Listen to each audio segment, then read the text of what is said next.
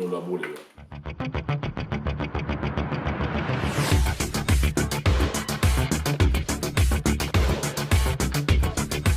Bonjour Oli. Salut Capo.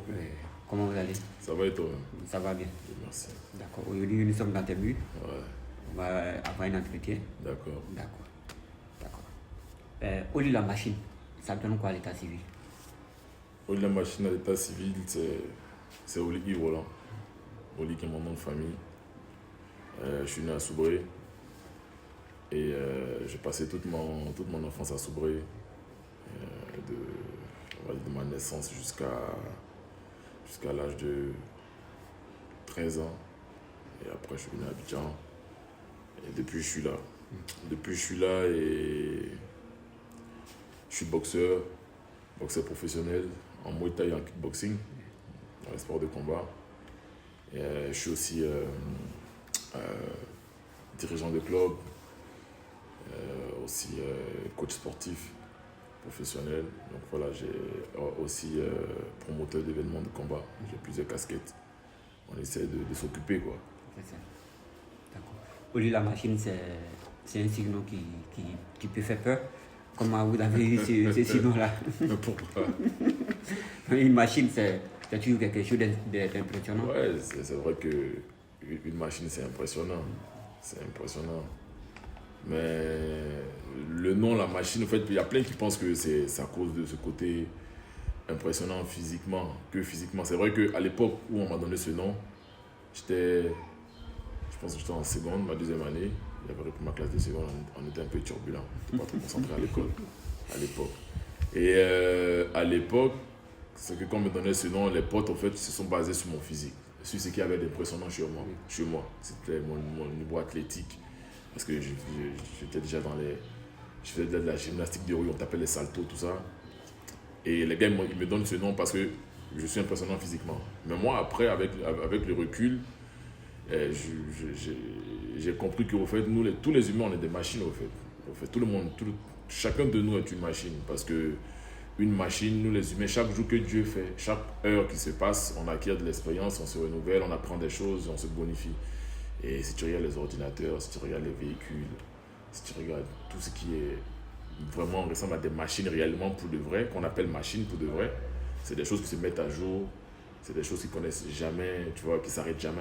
Chaque fois, ça se met à jour. Et les machines qui durent dans le temps, c'est celles qui arrivent à se renouveler, comme nous les hommes. Tu vois, les ordinateurs, il y a des époques, même les portables, il y a des époques. Tu vois, ça disparaît, il y a des nouveaux qui viennent. Absolument. Mais nous, les humains, en fait, tant qu'on vit, on a l'opportunité de se mettre à jour. Et voilà, donc moi, c'est surtout pour ça, en fait, que la machine, en fait, je l'ai acceptée. Au-delà même de l'aspect physique que les gens voient, je l'ai accepté de le porter et de le garder. D'accord. Généralement, en Côte d'Ivoire, tous les jeunes se dirigent vers le football, le basketball. Vous, pourquoi vous avez choisi ces sports de combat, qui est d'ailleurs même très violent? Très quoi, violent. Est-ce que c'est violent que le foot? C'est l'impression qu'on a. On a vu Petr Cech ici, il a fini avec un casque. Tout à fait. Toute sa carrière, commotion cérébrale. Nous, au fait, c'est vrai que notre sport, il est difficile. Il est difficile, une certaine dose de violence, mais qui est très encadrée. Tu vois, c'est pas une violence que nous, en tant que pratiquants, on ne sait pas. Et on est préparé à ça. Au football, ils se disent, ils viennent tout taper dans un ballon. Tu vois, ils ne sont pas préparés à ce qu'un gars va faire un tacle suicidaire. Tu vois, à ce qu'un gars va lui mettre un genou dans la tête pendant qu'il saute pour aller têter le ballon, ou qu'un gardien lui mette un coup de coude, ou même que le gardien aussi, pareil, il reçoit un coup de coude. Nous, on est prêts à ça, tu vois. Donc, je pense que notre violence, elle est plus contrôlée, elle est maîtrisée par les acteurs sur le ring et les arbitres aussi, qui officie dans le combat. Mais pourquoi pas les autres sports? Parce que moi, j'ai fait du foot. J'aimais beaucoup le foot. Mais voilà, à l'époque, nous, on jouait au foot, là. Il n'y avait pas les Didier Drogba. On a entendu parler de...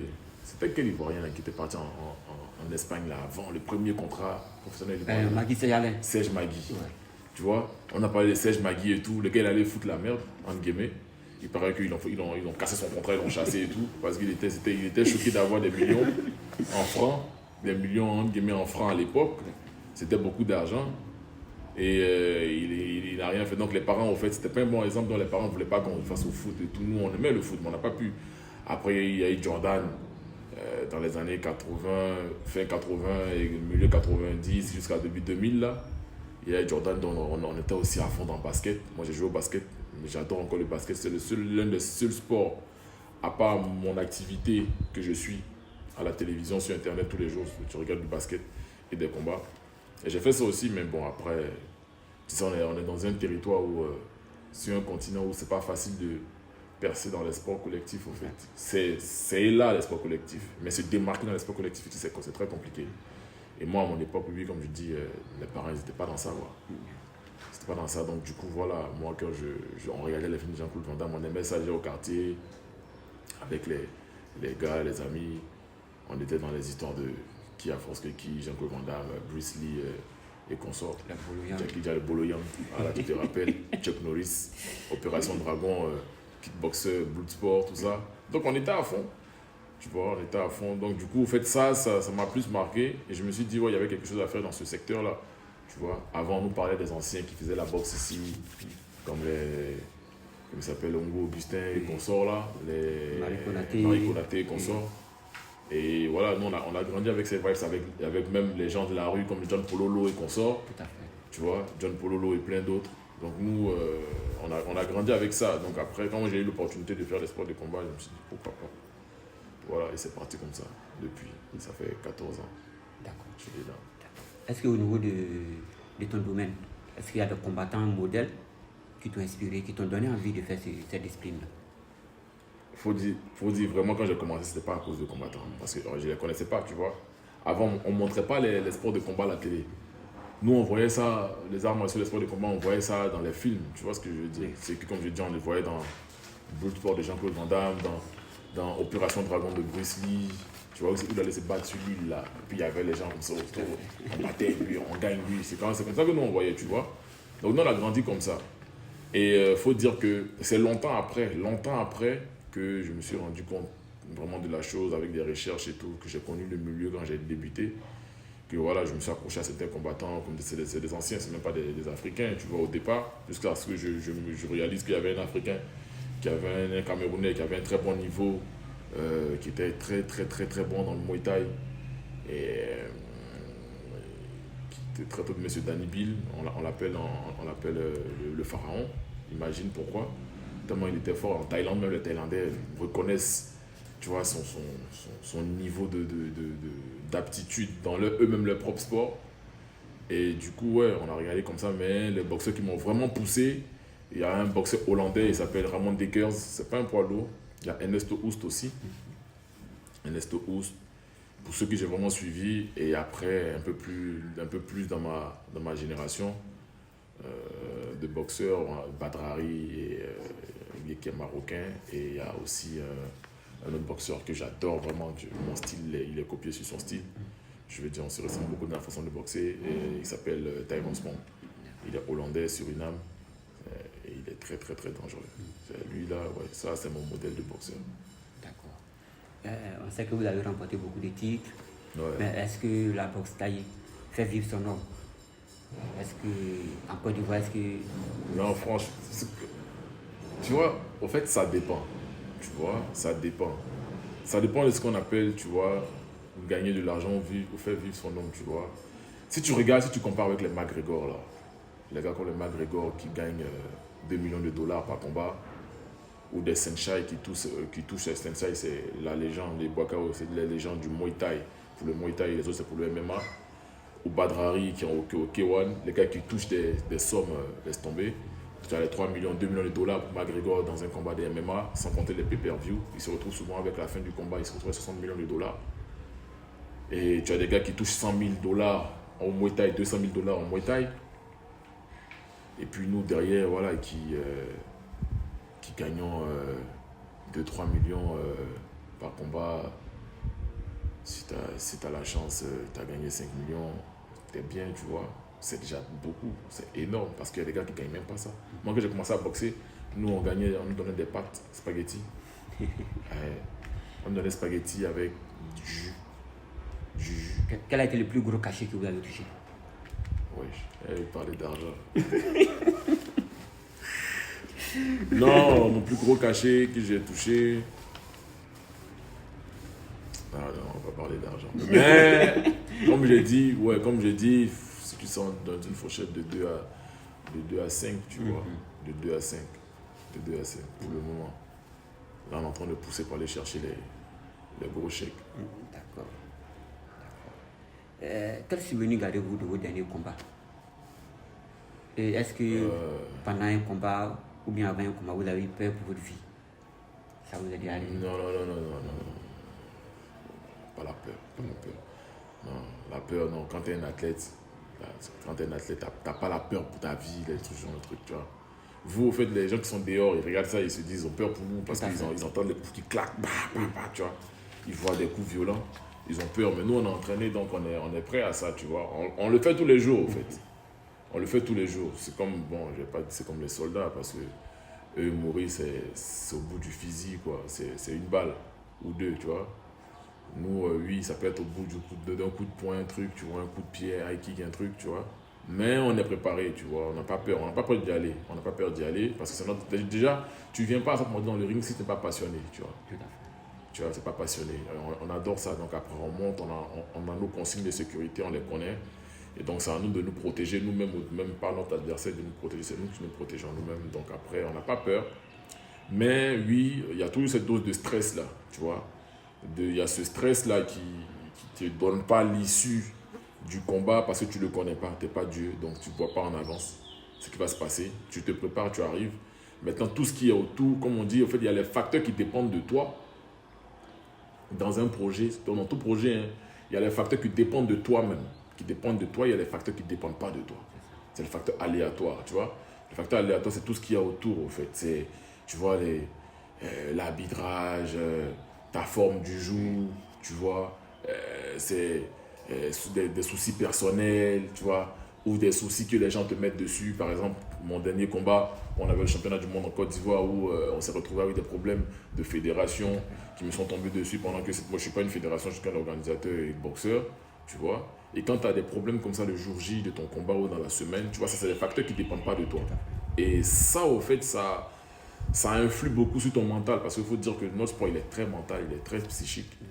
Et si dans ta tête, au fait, tu as ces frictions là, ou bien tu as cette difficulté mentale là, c'est très difficile de te recentrer et donner le meilleur de toi-même, tu vois. Et donc voilà, on boxe pas avec la peine.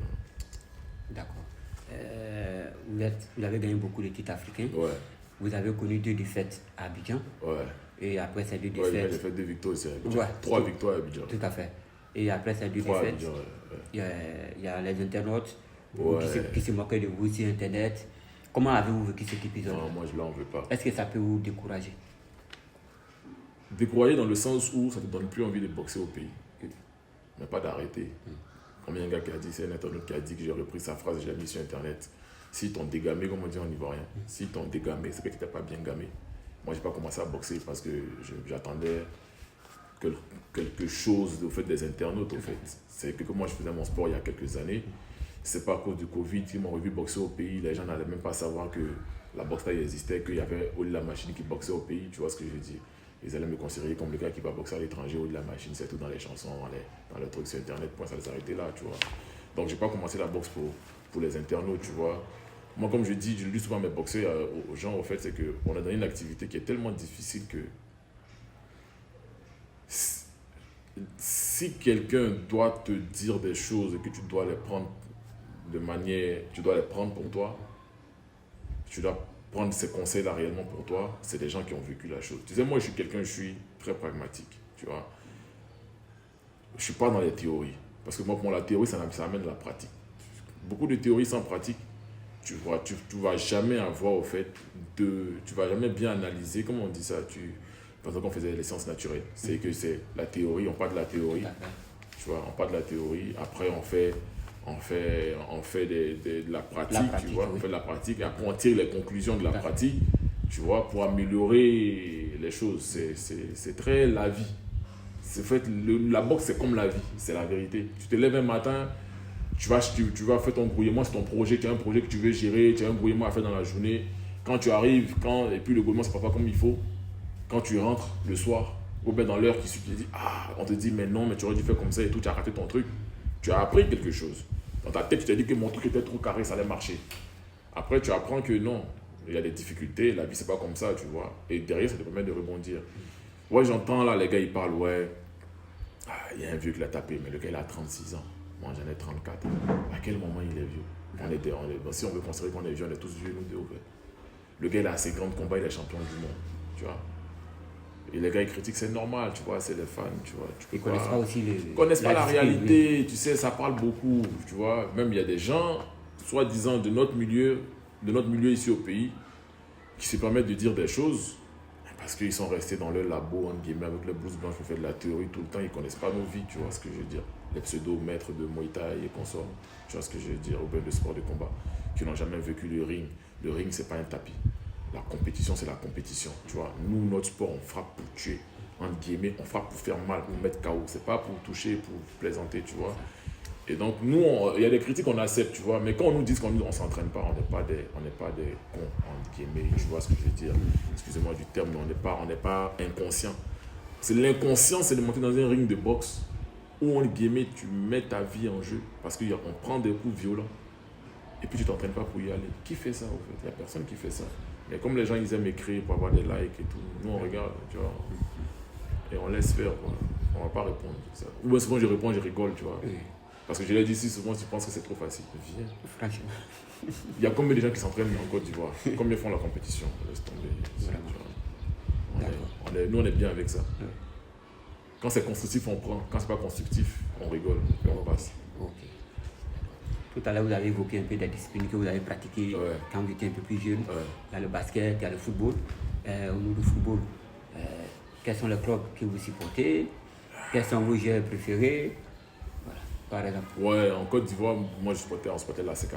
On avait une bonne équipe avec les académiciens. Tout à fait. On avait une bonne équipe à l'époque, tu vois. Une bonne équipe à l'époque, avec Jean-Marc Guillou. Oui. Il y avait une bonne équipe. Moi, je supportais la SEC. L'Africain aussi était une très très bonne équipe. Oui. Avant, il y avait ces deux clubs qui étaient de gros clubs. Nous, moi, je sais pas, ma génération. Hein.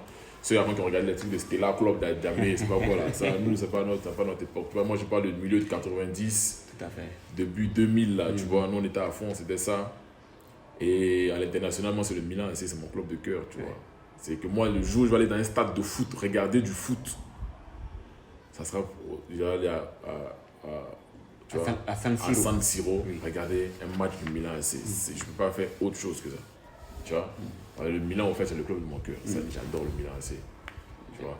Après, ouais, l'équipe de Côte d'Ivoire de Didier Drogba arrivé en quelle année même? Il est arrivé 2001. Oui, 2001. 2001. Oui, 2001. Ouais, l'équipe de Côte d'Ivoire 2001-2006 là. Ah putain. Ah, ça, on avait une équipe. Hein. Oui. On avait une grosse équipe. Tu vois, cette équipe, moi, ça m'a fait rêver, tu vois. Ça fait rêver plein d'Ivoiriens, plein de jeunes Ivoiriens, tu vois, non. Ça nous a fait rêver, mais malheureusement. Mais sinon, ouais, au foot, c'est ça, c'est l'AC Milan, la SEC, de manière historique. C'est les clubs que je suis. Le foot, aujourd'hui, quand je regarde plus, malheureusement. Mais le basket, c'est... Justement, le basket, l'équipe nationale s'est qualifiée pour la Coupe du Monde. C'est extraordinaire. Tu vois, au fait, c'est ça le problème des Ivoiriens. Tu vois, à l'époque, quand on jouait le basket, là, les grands frères, on les voyait jouer, nous aussi, et ils rêvaient de ça. Ils n'ont jamais pu le faire. Parce qu'il n'y avait pas les moyens, parce que c'est pas le moment. Tu sais, souvent dans la vie, là, c'est une question de moment. Tu vois, le moment, là, il se prépare. Tu vois ce que je veux dire? C'est un projet, tu vois. Les gens qui étaient là avant, qui ont joué, là, malheureusement, Blaise et consorts, pour ceux qui connaissent le basket ivoirien, ils savent c'est qui ce gars, tu vois. Il y avait d'autres, tu vois. Aujourd'hui, tu as la chance qu'il y a d'autres, Stéphane Konaté, qui était de cette génération, qui était fin de cette génération, qui sont arrivés, la souris Diabaté et tout, qui étaient là, qui sont le pont entre eux et ceux d'aujourd'hui qui sont à la nouvelle génération. Tu vois, eux, ils savent où ils sont quittés aujourd'hui, on les acclame là. Mais combien de fois avant, on s'en foutait d'eux? Tu vois ce que je veux dire? Mais c'est la vie des hommes, tu vois. Quand ça marche, on t'applaudit, tu vois, ils vont t'applaudir, tu vois. Quand ça marche pas, ils sont en mode avant, on ne les supportait pas, on ne les aidait pas. Aujourd'hui, l'équipe nationale, ils se sont battus, ils sont arrivés là. Les nouvelles générations qui n'ont pas connu cette époque-là de déboire, c'était difficile.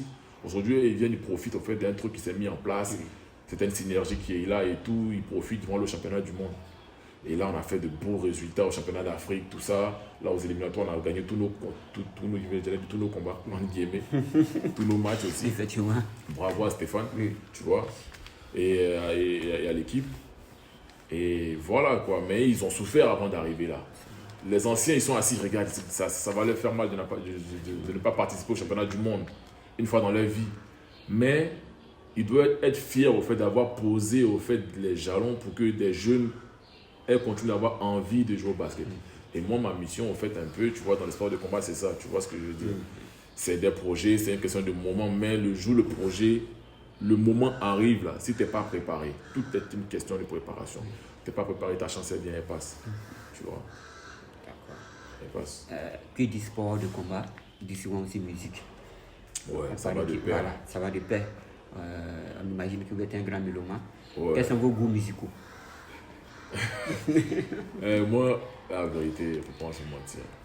Moi, je suis à fond hip-hop. Nous, on a grandi avec le Zouglou. Moi, ma génération, c'est Zouglou, tu vois. C'est Zouglou dans les années 90. Là, milieu 90, on a grandi avec Zouglou, Yodé, Siro, Magie System, les Salopards. Oui, tu vois, on a grandi avec le Zouglou, tu vois. Et le Zouglou, les hip-hop.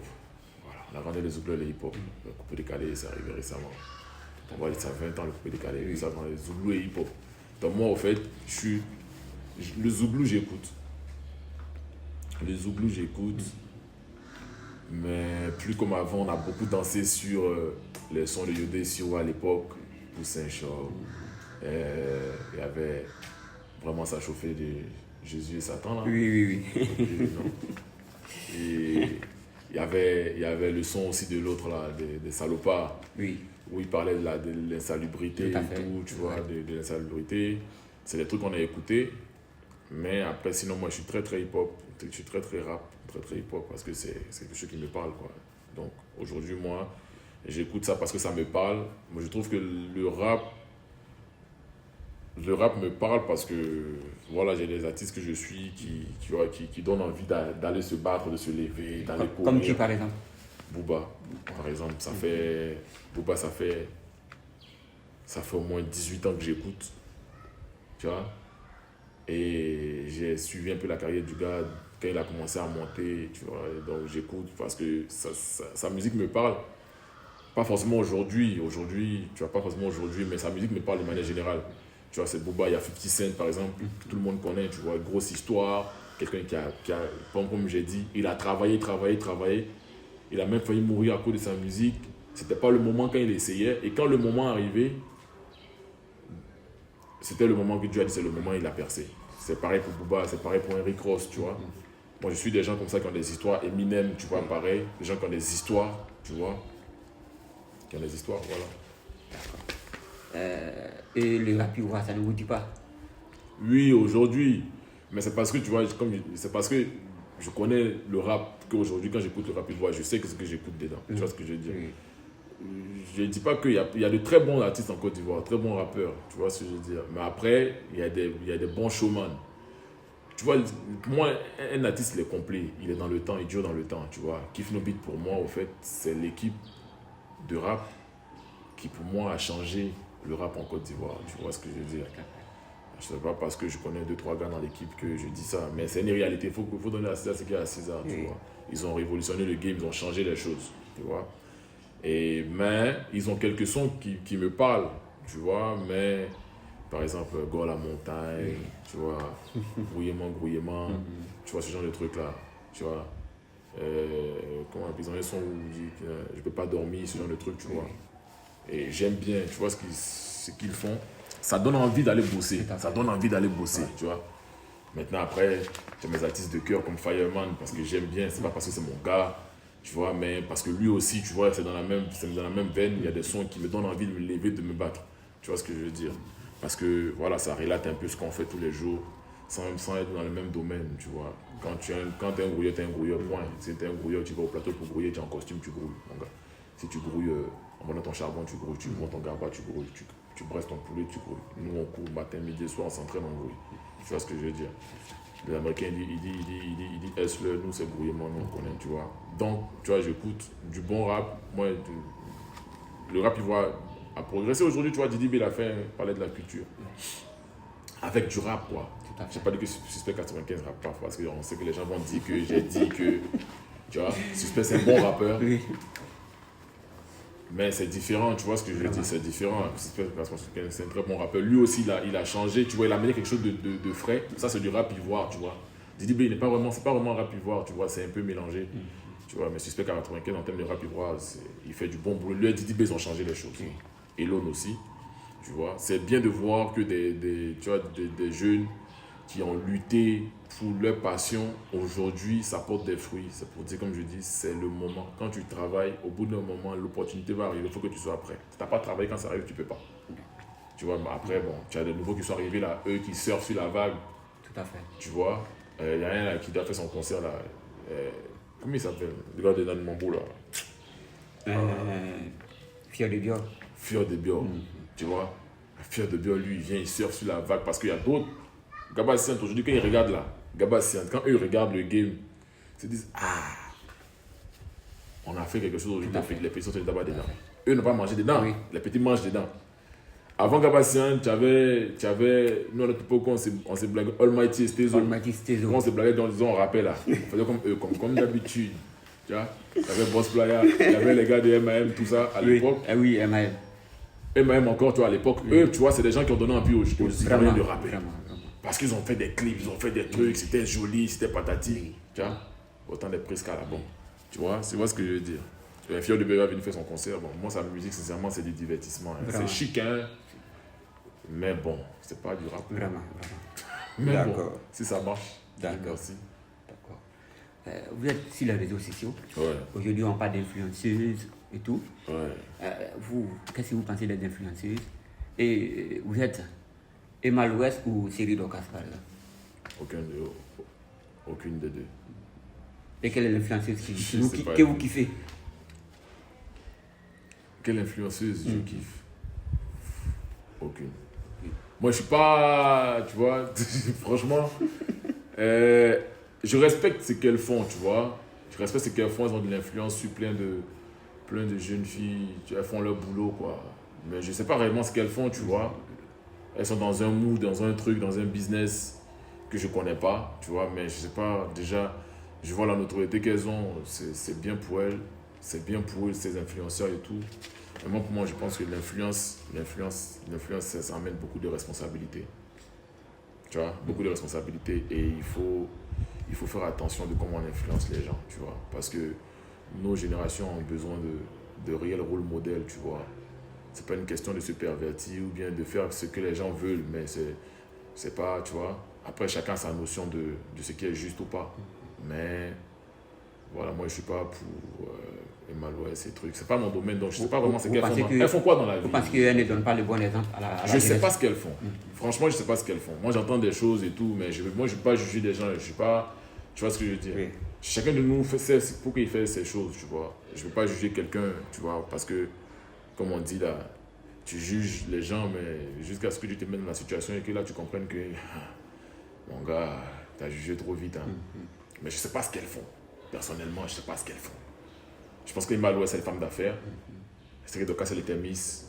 Elles ont sûrement des affaires de business. Voilà, c'est ça. Si ces business-là, si elles montrent par le business que des femmes doivent travailler, doivent s'émanciper, ne doivent pas compter sur des hommes, c'est très bien ce qu'elles font. Après, il y a des choses que les gens racontent sur elles, ça c'est leur problème.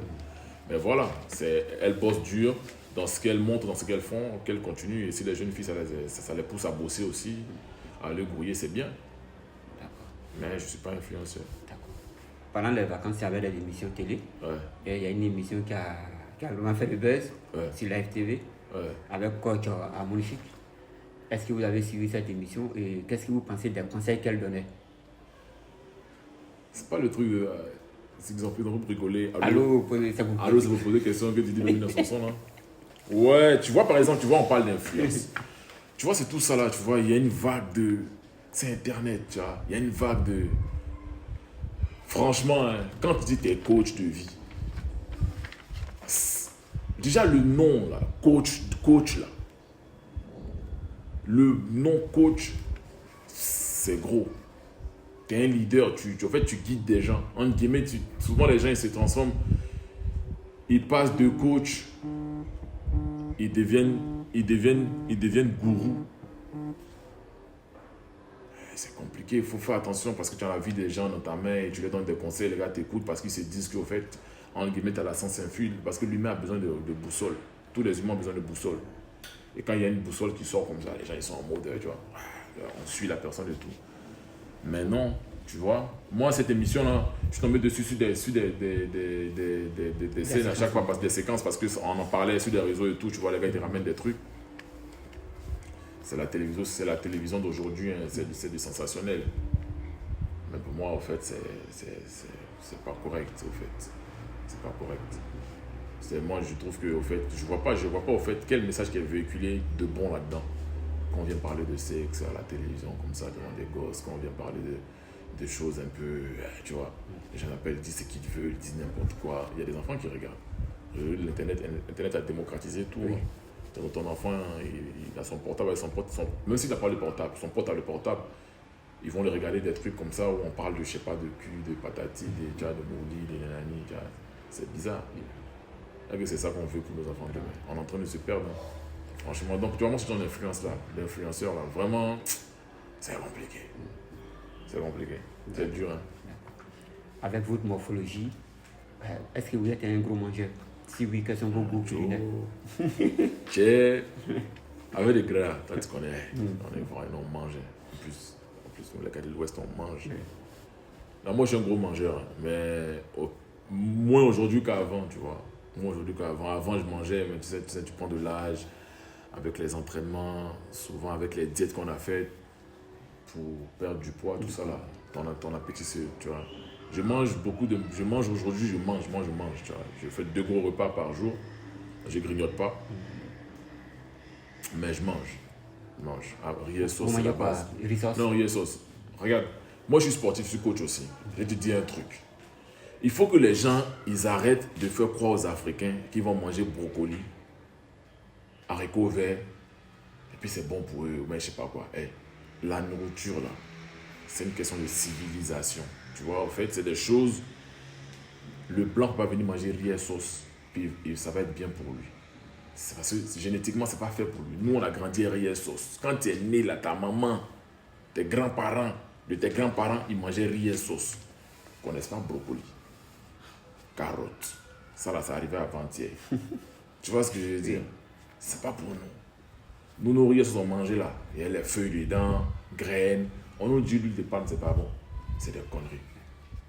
Vous me dites dans le temps ici, là, combien de nos parents là, qui avaient cholestérol, c'est des conneries. Tu vois ce que je veux dire? Parce que notre civilisation, Dieu n'a pas mis graines de palme ici, huile de palme, sauce graine. Vous voyez, c'est pas bon pour nous. On est d'accord, tu vois. Donc, en fait, l'alimentation, c'est une question de civilisation, de territoire. Tu vois, c'est par zone. C'est pas pour rien que ça pousse pas chez eux. Tu vois. Carottes, tout ça là, normalement, là, c'est pas chez nous, on faisait ça. Nous, c'est les aliments de force qu'il y a beaucoup en Afrique. Tu vois ce que je veux dire? Donc, voilà, moi, je mange riz et sauce. Voilà, je mange riz et sauce. Mais maintenant, comme on dit qu'on a fait comme les blancs, sinon souvent on fait un peu de sauce légumes, un peu de poulet. Sinon moi c'est mon riz et sauce, mon foutu. Mais je ne vais pas aller manger ça le soir parce que je sais que au fait, ça va me fatiguer le soir. Donc j'ai peut-être aller manger du riz et de l'haricot, tu vois, le soir, tu vois, avec un peu d'épinards, ce genre de trucs là, tu vois, de feuilles, sauce feuilles par exemple. Si tu veux manger feuilles, épinards c'est pas chez nous, on fait avec épinards. Mais feuilles de manioc c'est chez nous. Tout à fait. On est d'accord. Feuilles de taro c'est chez nous. Feuilles de patates douce, c'est chez nous.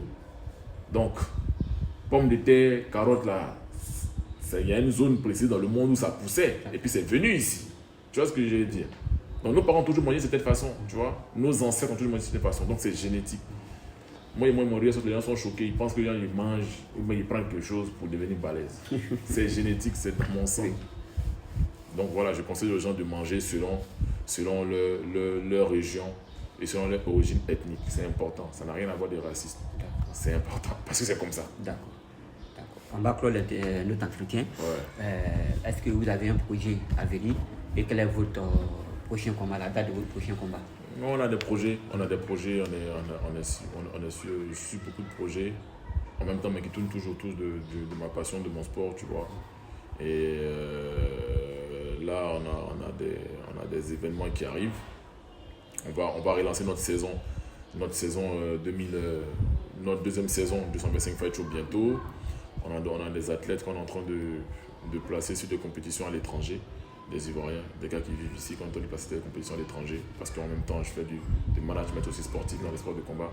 Il faut donner l'opportunité aux autres jeunes Ivoiriens de pouvoir eux aussi briller à l'international. Donc on est dessus. Bientôt, donc ça sera acté. Je pense que vous serez au courant, vous allez les voir sur les réseaux. Et voilà, on prépare la saison 2 du 225 Fight Show pour l'année prochaine. D'ici là, on est en train de régler les problèmes de fédération là, avec le ministère des Sports et les 2 entités fédérales qui ont eu la difficulté. En ce moment, ça, c'est un projet qui nous tient à cœur et nous sommes en train de régler ça. Parce qu'il faut régler ça pour assainir au fait, le milieu des sports de combat. Je pense que le ministère des Sports entre guillemets, c'est son devoir de prendre en main la vie des sports ivoiriens et des fédérations pour assainir tout l'écosystème, pour que au fait, voilà, les jeunes Ivoiriens puissent continuer de vivre leur passion du sport et continuer de faire briller la Côte d'Ivoire au plan local et au plan international. Et donc voilà, on a su ce combat-là qui est très important. On est en train de le mener avec un groupe de personnes avec lesquelles on a fondé notre fédération, qui est la FIMTAI, Maître Olivier Angouin et M. Odi Justin. On est en train de bosser là-dessus. Les choses avancent bien dans le bon sens avec le ministère des Sports. Je pense qu'on va arriver à un consensus où l'ancienne fédération avec laquelle on ne travaille plus et la nouvelle, et le ministère des Sports avec son arbitrage, grâce à Dieu, on puisse trouver une solution d'ici la fin de cette année et pour pouvoir faire les choses correctement à partir de l'année prochaine, pour ne plus qu'il y ait des gens malveillants qui gravitent autour de ce sport-là, qui n'ont même pas intérêt que ce sport se développe en Côte d'Ivoire. Malheureusement, parce que ces gens-là ne voient pas l'intérêt des Ivoiriens, mais plutôt leur intérêt. Nous qui sommes Ivoiriens, nous, on sait qu'on a intérêt de se battre pour que les choses se fassent pour notre pays, avant même pour les autres. C'est très important. C'est pas du xénophobisme ou même tu vois, c'est pas du protectionnisme, mais c'est la vérité. On est mieux servi que par soi-même. Donc nous d'abord et après on collabore avec les autres. Donc je pense qu'on est en train de se battre pour ça et grâce à Dieu, je pense que les choses vont se passer comme il faut. Donc on est dessus. Et moi personnellement, comme j'ai dit, les Ivoiriens m'ont un peu fatigué, tu vois. Ils me donnent plus envie de combattre au pays. Non, c'est pas peut-être que le président Adobe m'appelait un jour pour dire que mon pays a un bon chèque, mais qu'il n'est pas trop au pays, tu vois. Mais pour l'instant, ouais, mes prochaines compétitions vont se faire à l'étranger. Et donc les infos vont tomber bientôt. Je pense que bientôt les informations vont tomber. On a de grandes choses encore à faire. Voilà, et grâce à Dieu, on continue de prier, on continue de se préparer, d'attendre l'heure.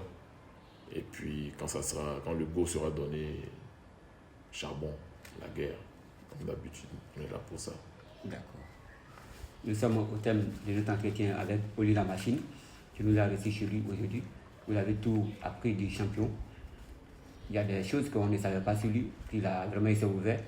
Et comme on le dit, vraiment il s'est ouvert à nous. Il a dit des choses qu'on ne savait pas. On lui dit merci et à la prochaine. Merci.